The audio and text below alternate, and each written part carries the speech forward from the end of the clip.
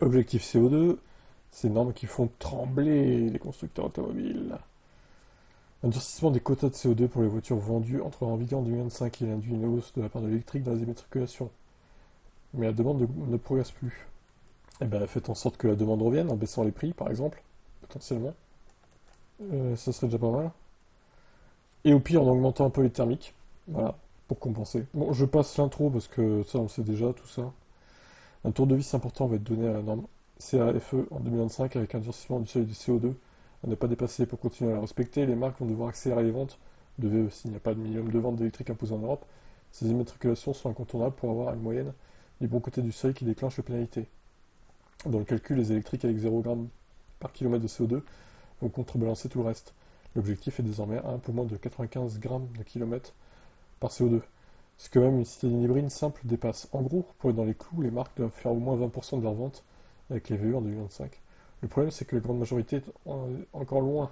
Si les ventes d'électriques ont bien décollé en 2020, et ont suivi une belle dynamique jusqu'en 2023, en 2024, elles stagnent, voire reculent sur les principaux marchés européens. C'est particulièrement le cas en Allemagne où les immatriculations dégringolent après la fin du bonus. Chez nous, elles se sont maintenues au premier semestre grâce au leasing, mais la part de marché a reculé en juillet. De plus en plus de constructeurs montrent leur inquiétude face à l'échéance 2025. De Méo, il y a quelques jours, a dit: la majorité des pays n'ont pas dépassé les 7% de part de marché électrique à ce jour, alors qu'on demande aux constructeurs d'être à plus de 20% l'an prochain, et que le marché européen est globalement à 15%. Selon le cas de Méo, si le marché reste l'an prochain sur la même tendance, la réglementation CAF coûtera aux constructeurs européens plus de 10 milliards d'euros d'amende. Une perspective catastrophique que les marques vont bien sûr vouloir éviter, car à différents leviers. On peut déjà être optimiste et s'attendre à voir les ventes d'électriques repartir à la hausse avec les nouveautés IC3, Fiat Panda, Renault 5. Mais si ça suffit pas, les constructeurs vont devoir agir sur les ventes de thermiques et hybrides, pour les réduire afin de mécaniquement augmenter la part des électriques.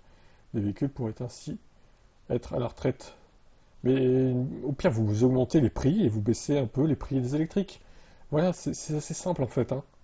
Mais bon, quand on veut pas le faire, évidemment, on se plaint, on chiale quoi en fait, c'est ça. Donc une hausse des prix des thermiques, voilà, c'est ça. De plus, le cas de Méo alerte sur le risque de ces décisions sur la production européenne.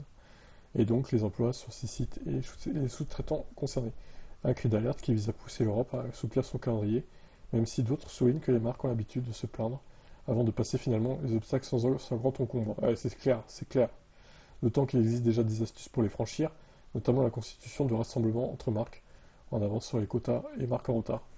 Pour moi, je vous le dis, tous ceux qui achètent une voiture neuve thermique, ça veut dire que ce sont des gens qui ont un minimum de moyens. Je parle pas de ceux qui achètent une occasion thermique, parce que c'est en général des gens qui ont moins de moyens. Donc là, qui puissent pas acheter d'électrique, ok. Même si bon, il y a des électriques qui commencent à arriver pas mal en masse en occasion aussi, mais bon, admettons. Par contre, tous ceux qui ont les moyens d'acheter des thermiques neuves, qui achètent des thermiques neuves du coup, qui n'achètent pas d'électrique neuve, parce que c'est désolé, hein, les prix c'est à peu près les mêmes maintenant. Et surtout à l'usage, c'est bien plus intéressant au final d'acheter une électrique neuve qu'une thermique neuve, au coût d'usage, etc. Bah tout cela, bah désolé, faut augmenter les prix des thermiques neuves. On verra s'ils continuent d'en acheter du coup. Hein. Moi ça m'énerve.